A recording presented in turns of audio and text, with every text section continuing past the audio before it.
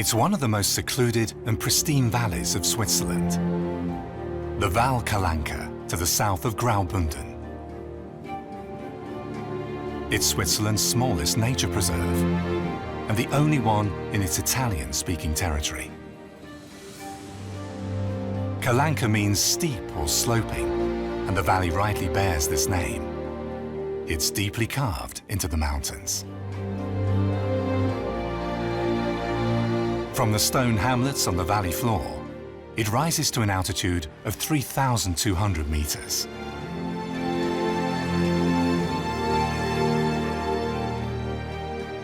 A majestic mountainscape with bleak rock faces and craggy ridges.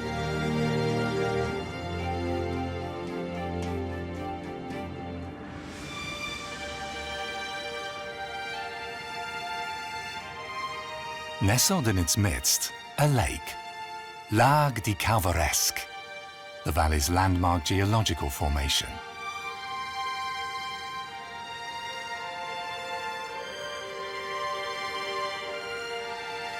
Mario Toys comes here often. The nature documentary filmmaker loves the tranquility and seclusion of these mountains.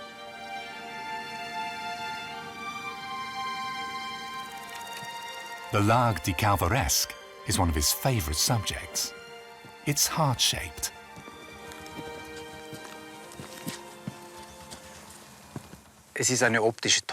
Actually, it's an optical illusion. The lake is shaped more like a kidney or boot. In fact, you need to look at it from just the right perspective to delight in this beautiful image of a heart-shaped lake. Perhaps this is even typical for the entire valley. Here, nature's treasures are still tucked away in the wilderness. You have to make an effort to uncover them.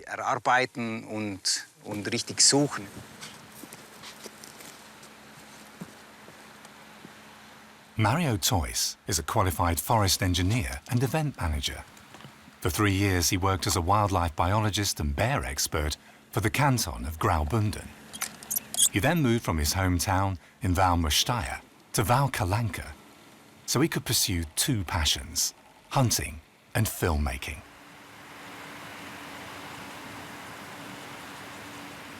Val Kalanka is a rugged, untamed mountain valley, narrow and steep.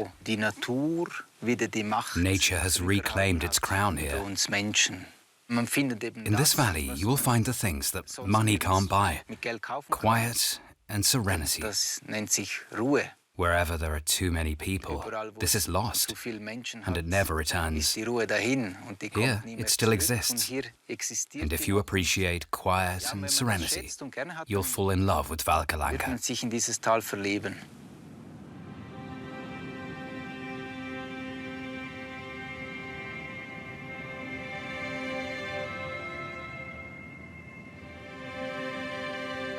Mario Toys frequently spends days on end in the valley's mountains without encountering a soul.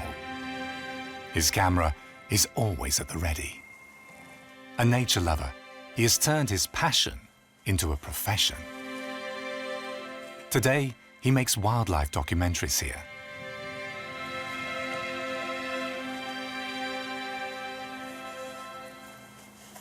The bearded vulture is always a highlight. The way it glides and plays with the wind. Beautiful animal. The bearded vulture faced extinction for a long time and has only returned to our wildlife kingdom in the past few decades. That makes seeing one all the more special. It's a privilege. Marmots see it differently. The bearded vulture puts them on high alert.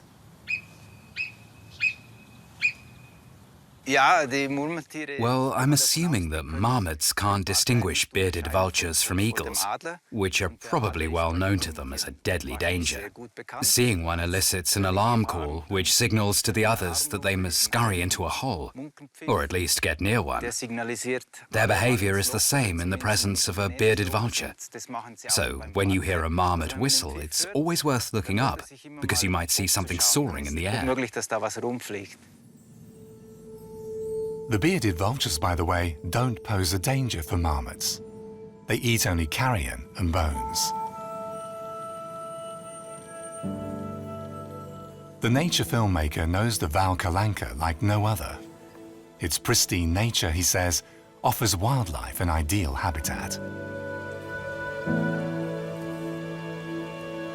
The valley's most common ungulate is the deer. Its population has increased steadily in recent years. The red deer mating season is a fascinating spectacle of nature.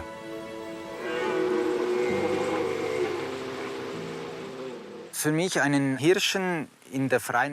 watching a deer in the wild is a lot like watching a sunrise or sunset. I can never get enough of it. If you live here, you get an opportunity to see these things when you step outdoors in the evening. So why stay indoors? Mario Toys observes the deer and their rituals until late in the evening. After spending a night in the mountain hut, he plans to trek to Feast to Nonon's Peak the next morning to film ibexes.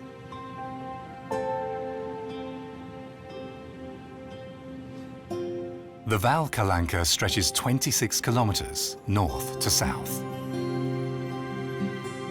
On a ridge at the valley entrance is the village of Santa Maria, with its parish church and medieval watchtower. First mentioned in the 13th century, this church is a cultural asset of national relevance.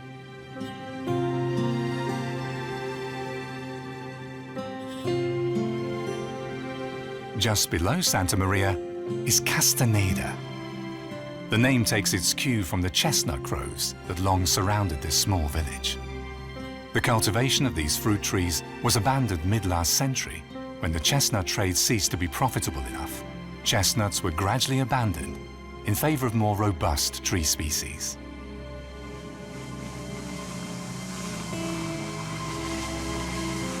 Both the canton and the municipality are intent on saving what is left of the chestnut groves. Competing tree species are being felled to give the fruit trees the space they need to survive. Is it working? Forest engineer Luca Plotzer from the Office of Forests and Natural Hazards runs this project. Some 20 hectares of chestnut forest will be recultivated.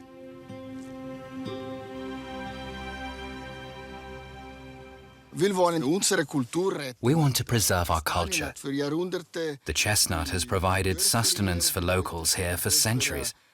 It's an integral part of our culture.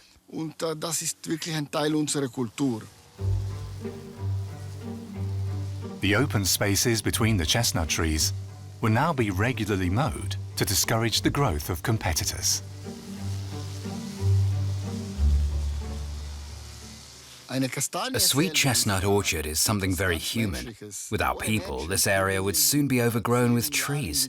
It happens so quickly. First, eagle ferns take root, then blackberries. After that, you get shrubs and trees. Within 10 years, everything's overgrown. All around Castaneda today, you've got mixed forest. The fragile chestnuts can't thrive here because they need space and plenty of light. They don't tolerate other trees in close proximity.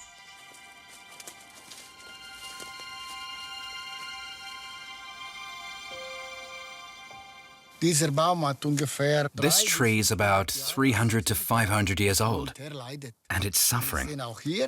This branch is partially snapped. Another storm would sever it completely.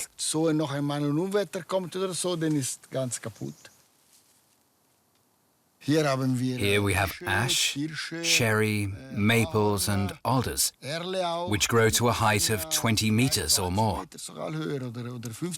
That's 15 meters higher than this old chestnut tree, which would be left without light.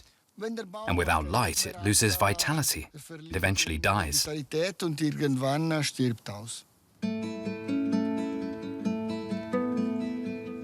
Luca Plotzer estimates that the sweet chestnut trees in the mixed forests around Castaneda can only survive for another 10 to 20 years. It's critical to act quickly. The crowns of the chestnut trees must be exposed so they can soak up more light.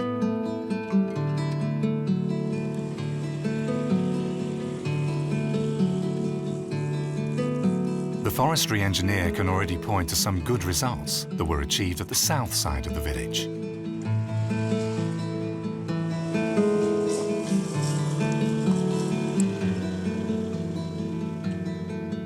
Luca Plotzer and his team planted a chestnut grove here 9 years ago. It covers an area of about 1 hectare.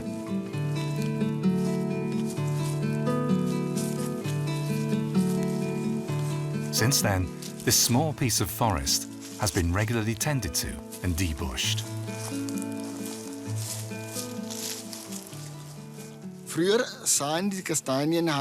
This is what the original chestnut groves used to look like here in Castaneda. There were large spaces between the chestnut trees, with grass in between. And here in this spot, they were terraced. We can still see remnants of the old dry stone walls. Chestnut trees provide a habitat for many species. Trees are microhabitats. They have various dead spots where different types of species can live. Their hollows can even house bats. And various types of flora, such as lichens, mosses, grow there. So, not just one creature, but a whole lot of creatures. Intact chestnut forests thus also boost biodiversity.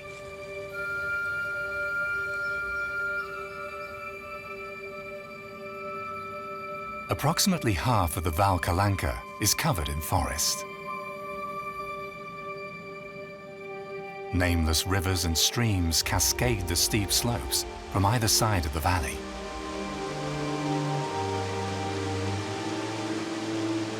Roaring waterfalls can be found throughout.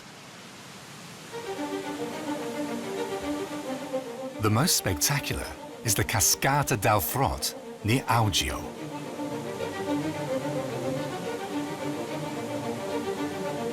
Here, water rushes into the valley from a height of 150 meters.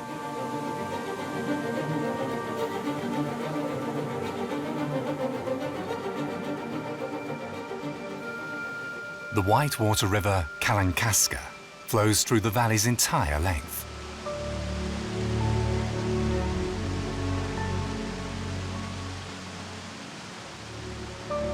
When it reaches Molina, it's dammed to create Lago di Puseno.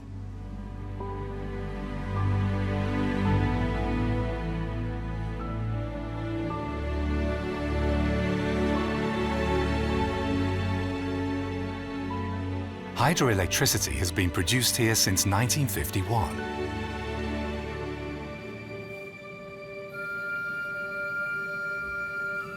One of the valley's many hiking trails runs above the reservoir.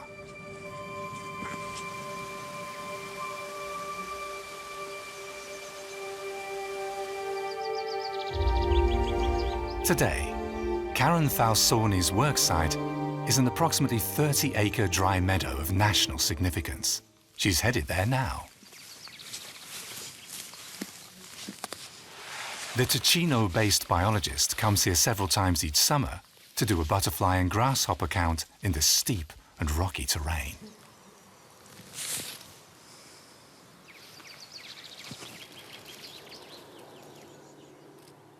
This is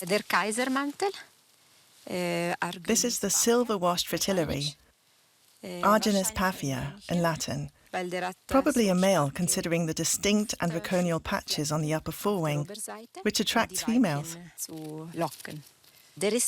Normally, they are difficult to catch with a scoop net because they fly so erratically. But I got lucky.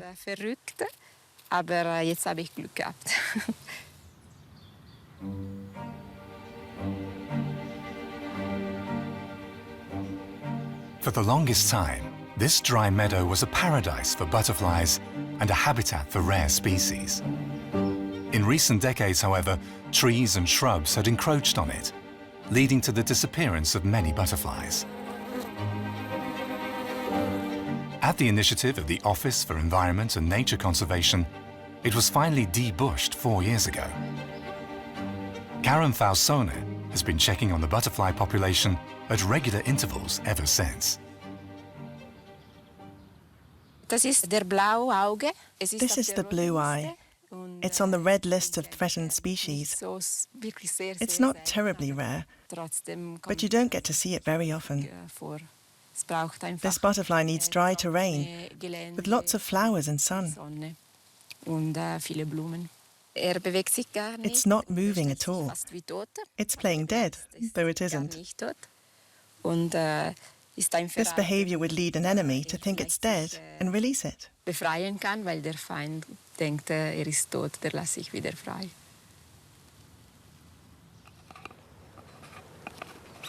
The blue eye is one of the rare species that have resettled here.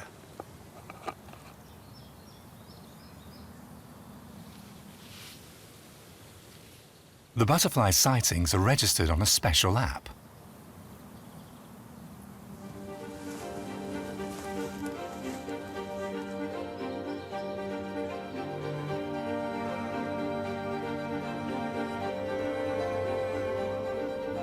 Karen Falsone's interest extends beyond butterflies.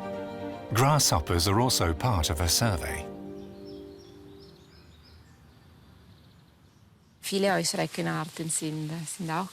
Many grasshopper species are also endangered. Just like butterflies, they are very sensitive. They need specific habitats to thrive. When these habitats are destroyed, they have a hard time surviving.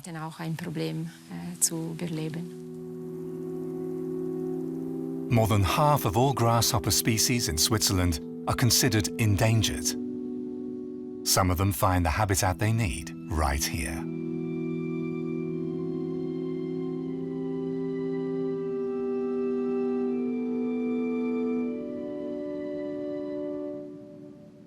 Hiking trails crisscross the forests and steep slopes of Val Kalanka.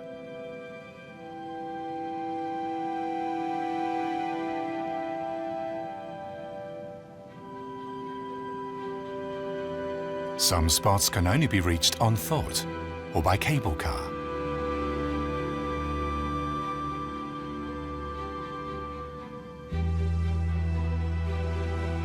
Landarenka, for example, the little village with the distinctive stone houses, is perched on a terrace high above the Calanca riverbank. At one time, more than 100 people lived here. Today, only 10 remain. They live from tourism. Farming has long since ceased to be worthwhile.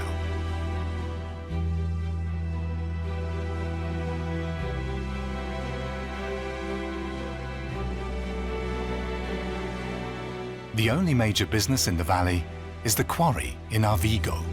Calanca gneiss has been quarried here for more than 100 years. Some 20,000 cubic meters are extracted annually.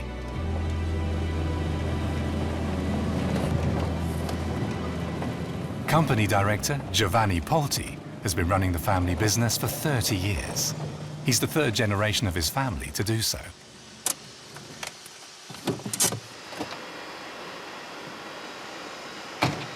Just like most days, a blasting is scheduled for today.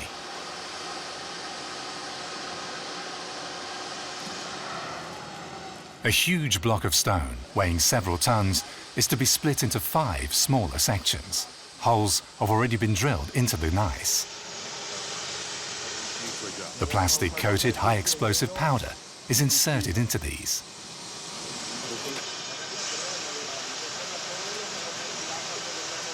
This explosive doesn't damage the material because it works from hole to hole. Obviously, the drill holes have to be close enough to achieve a cutting effect, so to speak. But we don't want the explosive to blast into the rock and cause cracks. Having some water in the cavities optimizes blast effectiveness. A 5-centimeter thick layer of sand is designed to dampen the energy of the blast wave. Then the explosive is connected to the detonating cord.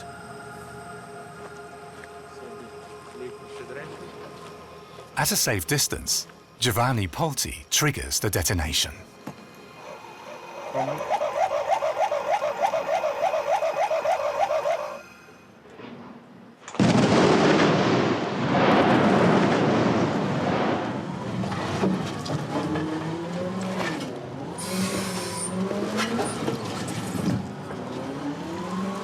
The stone blocks will be shaped into facing panels for bridge pillars along the Rhaetian Railway.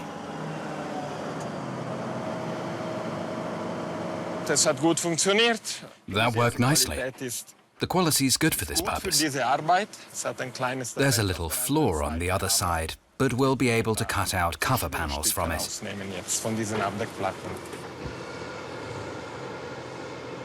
The quarry in Arvigo is one of Switzerland's largest. It's also one of the steepest.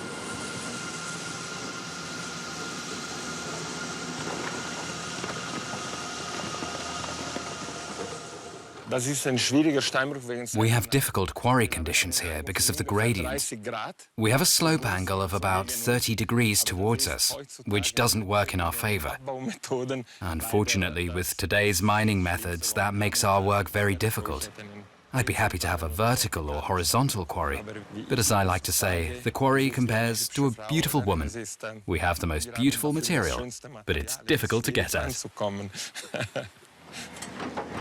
Giovanni Polti's father, Alfredo, established the company in 1950. His father was a pioneer in the field of gneiss quarrying. He was the first to begin exploiting the valuable natural stone quarry in 1920 in the valley of Calanca. It was very hard work back then. The holes were drilled by hand, not with hydraulic machines like we just saw. One man used to hold an iron rod while two men on the sides whacked it with a large hammer. They had to give the iron rod a quarter turn after each hit. Those were the days.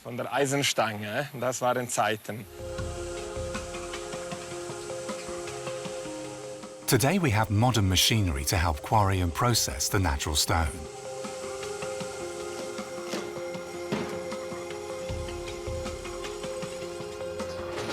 The finishing touches are still performed by hand.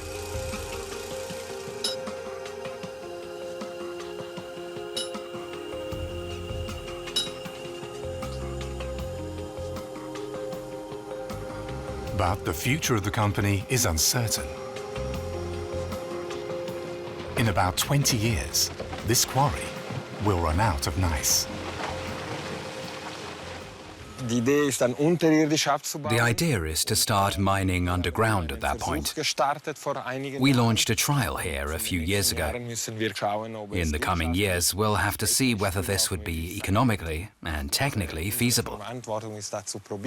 I think we're obligated to give it a try so that in 100 years, Arvigo will still have a quarry site and nice processing. The Friendship Bridge, built in the 16th century, spans the Calanca River at the town's exit. The little river's pure spring water is enticing, and not just for those who want to take a dip.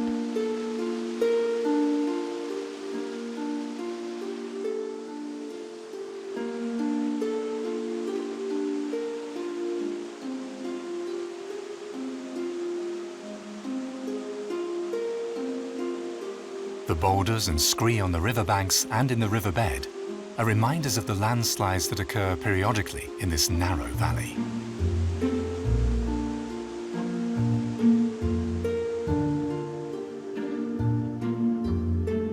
To make these steep slopes farmable, for centuries the locals built dry stone walls. In Rossa, at the northern tip of the valley, archaeologists uncovered the settlement of Scatta. Built at the beginning of the 16th century, it has more than a kilometre of terraced walls, on whose surface crops were grown.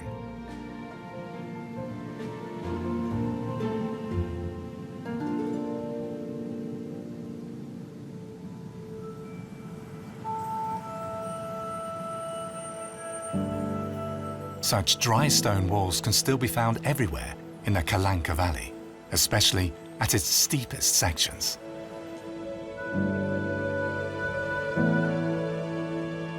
Braggio is the valley's highest village. Like Landarenka, Braggio too can only be reached on foot or by cable car.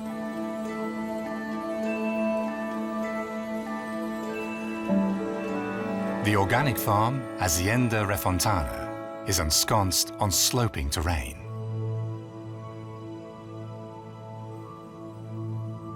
Katrin Stoll and Roland Wiedeker live and work here. They've laid out terraced gardens in which they grow flowers, vegetables, fruit trees and herbs.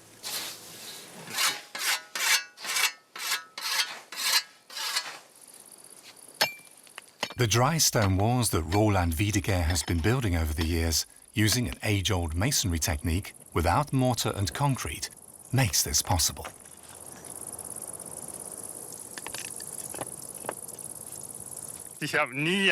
No one taught me this. I just studied the existing walls. And I have to say, I have a tremendous respect for the people who built them. They didn't just build 1.5-meter high walls.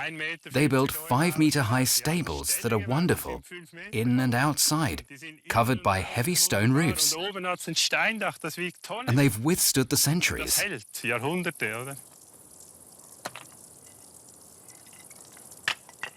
Stones abound in the rocky, nice soil. The trick lies in stacking and canting them in such a way that a sturdy wall results.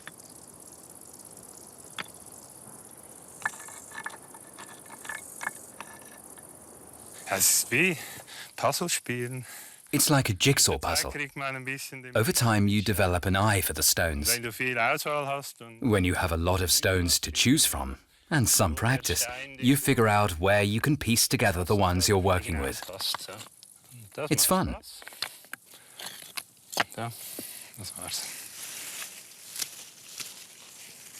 Katrin Stoll is growing Alpine herbs on the small terraces.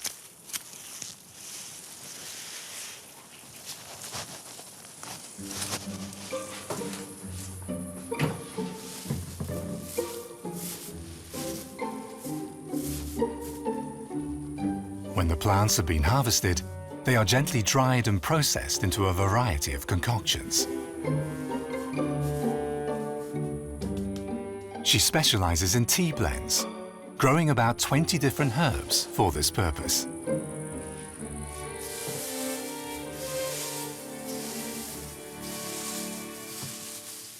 You don't always get it right at first.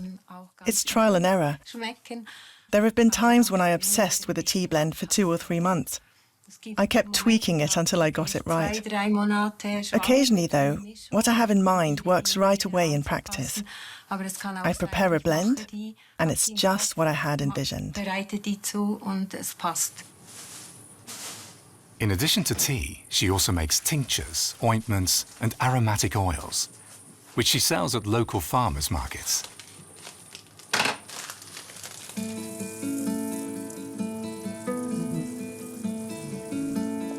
Plants, fruits and vegetables thrive in Azienda Refontana. But as an added ecological benefit, the warmth-storing dry stone walls also give shelter to numerous animals.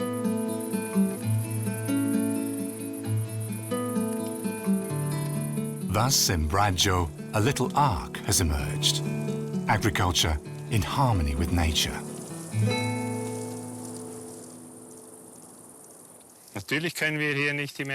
Obviously, we can't feed all of humanity with such farms. I'm well aware of that. But we try to give nature a chance to survive. In the future, it will be important to have preserved such arks or refuges. Until we come to our senses again, we need them to protect threatened animal and plant species.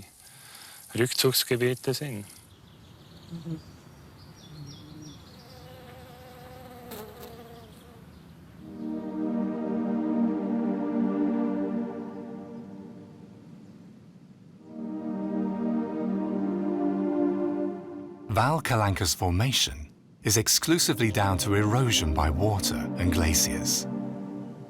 From the valley floor, the mountains rise all the way up to the Ponton de Fraction, 3,200 meters above sea level.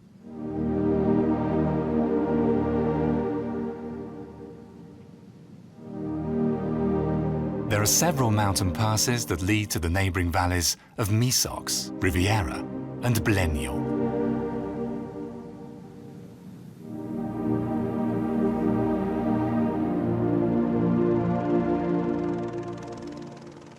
The topography of Val Kalanka, with its extremely steep mountainsides, requires special precautions to safeguard the local population.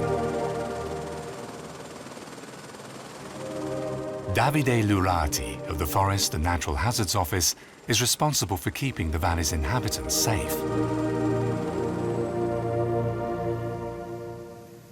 The forestry engineer is inspecting a construction site at an altitude of almost 2,500 meters above Braggio.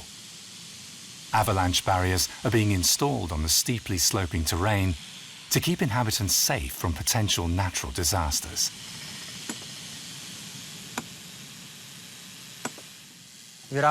We face various natural hazards here in the Valley of Calanca.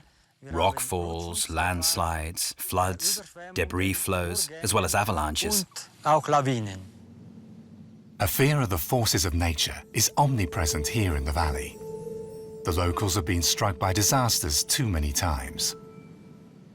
Braggio has already witnessed numerous avalanches. Some have resulted in deaths and extensive damage to houses, stables, and so on. Dry stone walls were used to protect against rockfall and snow avalanches for the longest time. But now they're being replaced by modern steel structures. Ecco, come funziona la perforazione? These structures are anchored in the rocky terrain to a depth of up to 8 meters.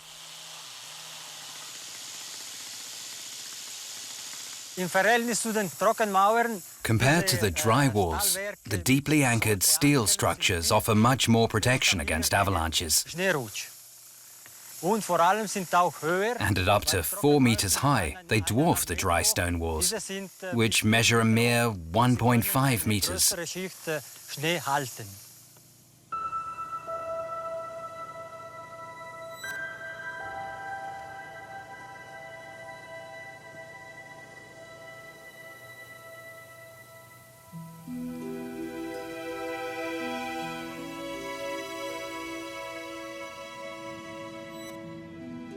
The idyllic mountainscape of Val Kalanka belies the treacherous conditions here. It will be difficult to find an area of Switzerland that's more exposed to the forces of nature.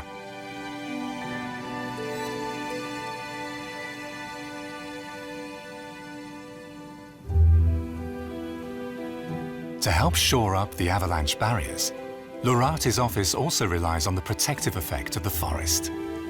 Especially the dense fir, spruce and larch forests in high elevations are designed to prevent landslides, rockfall and floods.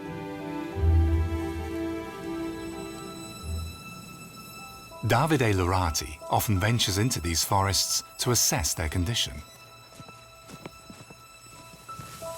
Only healthy and robust trees can stand up to snow and debris avalanches. The right balance of young and old trees is crucial. In Val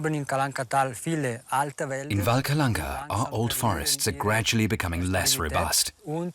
We need new growth, new forest to reinforce their protective function. Some old trees, like this one, have been felled to expose the forest floor to light. Sunlight and warmth boosts the growth of young trees, as we can see here.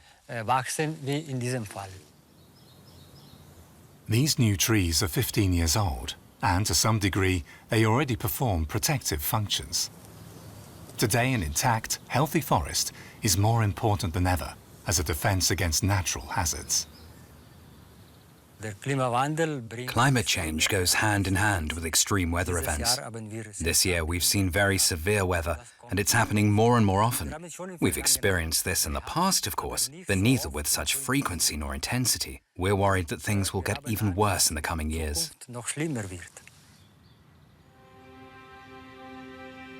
Like many alpine valleys, the Val Kalanka has also been blighted by depopulation. Only about 800 people live there today, Young people are drawn to the cities where they find work. In recent years, however, this trend has reversed slightly, in part due to a rise in tourism. The unspoiled landscape in the southern Graubünden Valley is attracting more and more visitors. High-altitude trekking tours in the nature park are particularly popular.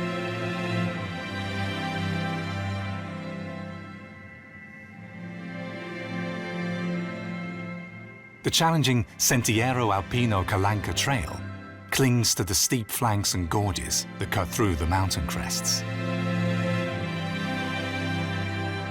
The 42-kilometer hike of several days' duration takes participants far away from civilization. Now and again, the trail skirts alpine pastures, including the Alpstabweder, at an altitude of just under 2,000 meters.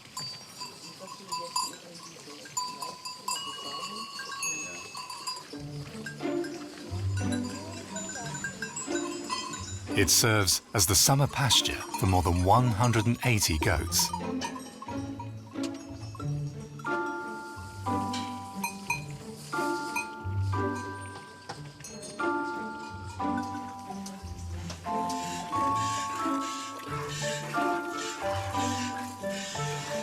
Dorothea Riganali, a German Swiss, is the leaseholder.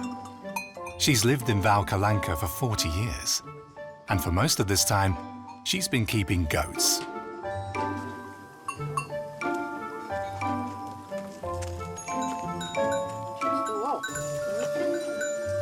Several different breeds of goats graze on the Stabweder alpine pasture. Dorothea is particularly fond of the Capra Grigia breed of grey mountain goats, which barely escaped extinction thanks to Dorothea Riganali and the Pro Specio Rara Foundation.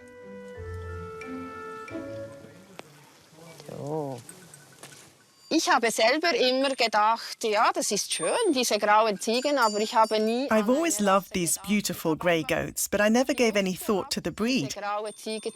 I just had the desire to save this grey goat because I like the colour, which is like the rocks, like a granite stone. So that's why I gave it a try. In the meantime, there are several hundred of these grey mountain goats.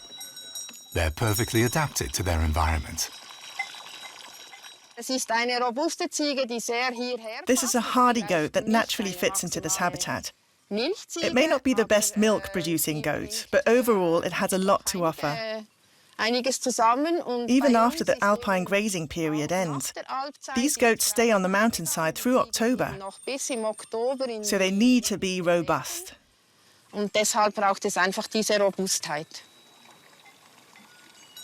The goat milk is processed into cheese on the alpine pastures.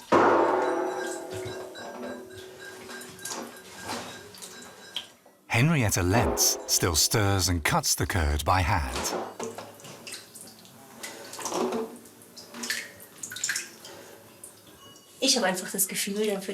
I have developed a feel for the cheese, for the curd grains.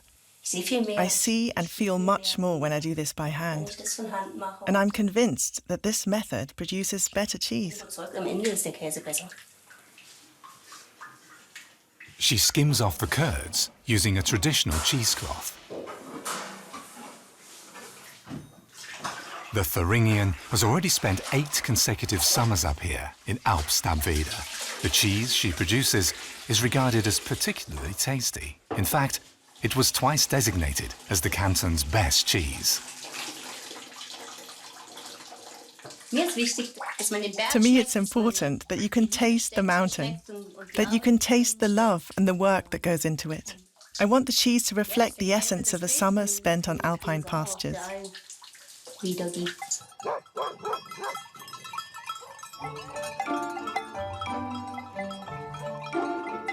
The goats live outdoors on the Stabweder alpine pasture day and night. They only see the inside of a stable when they're milked. They forage for their own food. All the while, they play an important role in preserving the landscape.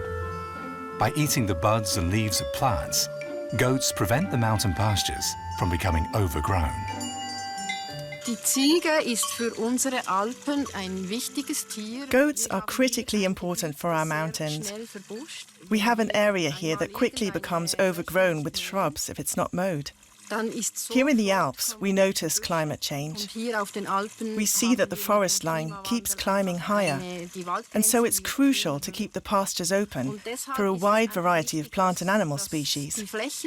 And this is possible with the help of grazing goats.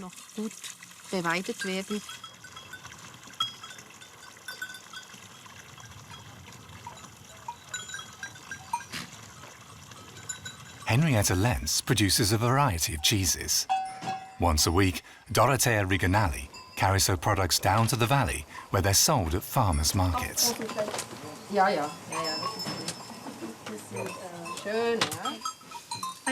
Alpine cheese and a raclette. These days, the goat farmer is alarmed by the sighting of wolves in a neighbouring valley. It's only a matter of time, she believes, before these predators will show up on her mountain pasture.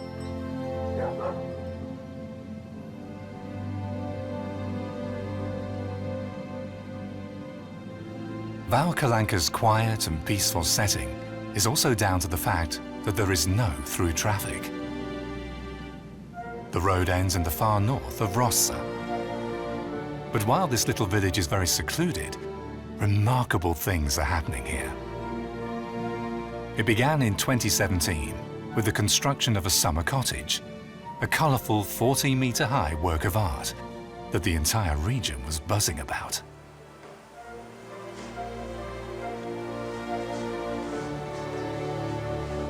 The Lugano-based architect Davide Macullo is also its owner.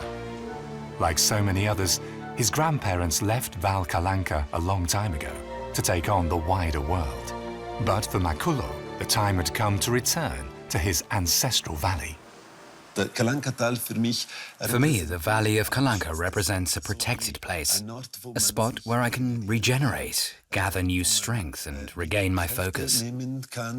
It's very productive to work in quiet seclusion here.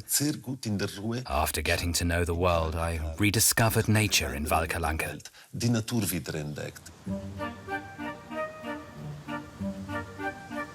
Davide Macullo has a vision. He wants to transform Rossa into an artist's colony, to stem the exodus from this community of 150 people. Together with Sepp Steiger, a carpenter, he's hoping to set up wooden installations in the forests just outside the village. The first so-called ice space has been ready for months. Today, one last wooden element will be added.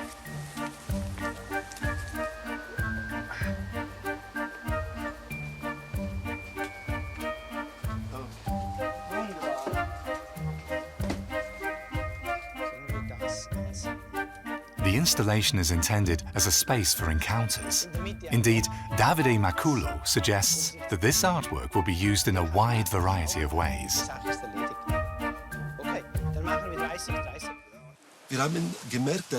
With this first structure, we noticed that people who came here started having conversations with one another. That's wonderful, a great success. People came to meditate, to do yoga. A teacher wrote poetry for children up here and then returned to read it with the kids. It's nice to see a small space like this draw in all these people who really liven it up.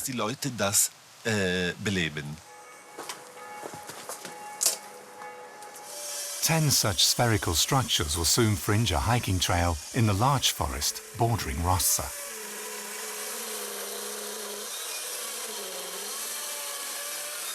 The Ross Arte Foundation, which Davide Macullo founded together with art enthusiasts from the region, will finance its construction.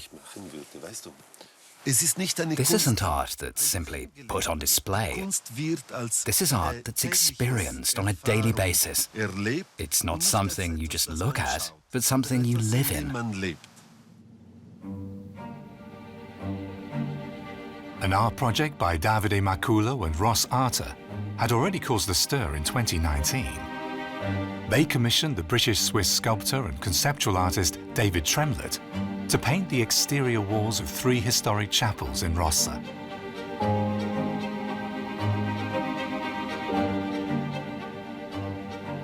Two of these boldly coloured chapels can be seen perched on a rocky outcrop above the village.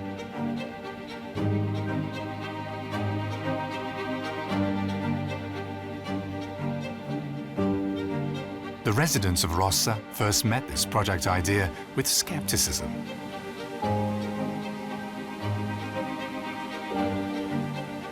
But over time, the architect from Lugano was able to win over the community, along with local church representatives, to the idea of colourful places of worship. Die Leute hier sind sehr offene Leute. The locals are very open-minded. Den Künstlern während einen During the course of a summer, they lived with the artists. They ate together, danced together, celebrated together, and worked together. So, It was wonderful to watch this artwork evolve along with the community. It was magical. Wunder an diesem Ort. Davide Maculo has more plans up his sleeve for Rossa. A conference centre with ateliers, a museum, and affordable lodging for young artists. Things are really happening in this little village at the far end of the Calanca Valley.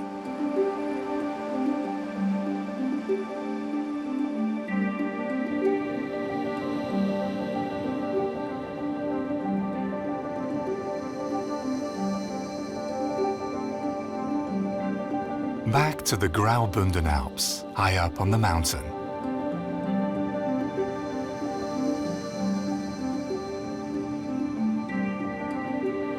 Wildlife filmmaker Mario Toys spent the night at the Buffalora hut. This mountain hut is the most important stopover on the challenging Sentiero Alpino Calanca trail.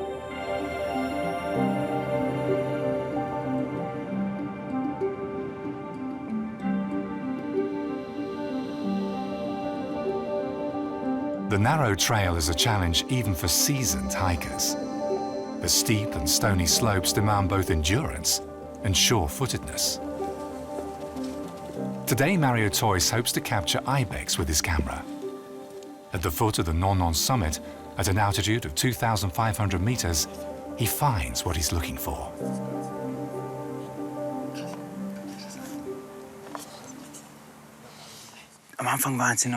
At first, they were grazing here on this plateau, but when they noticed a couple of hikers, they retreated to the rocky outcrops. They've been there ever since, and they now feel safe again. They let us get very, very close. We might even be able to get closer.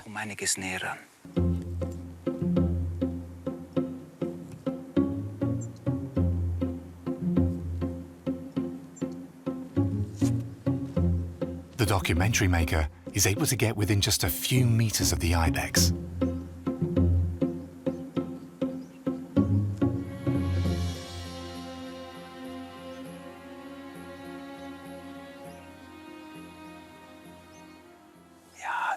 Yes, this is brilliant. If you're able to locate them, it's amazing how close they let you get. It makes for really great photos.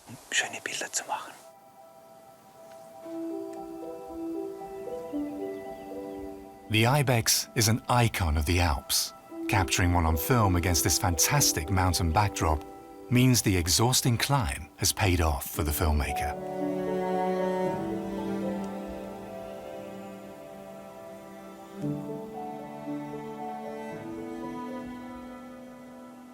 Ich finde hier einfach das, was mich glücklich macht und I find what makes me happy here. schöne Landschaften und Beautiful landscapes and wildlife. The Calanca Valley has it all. Dementsprechend, ja. This tells me that I'm in the right place at the right time. Ort zur richtigen Zeit bin.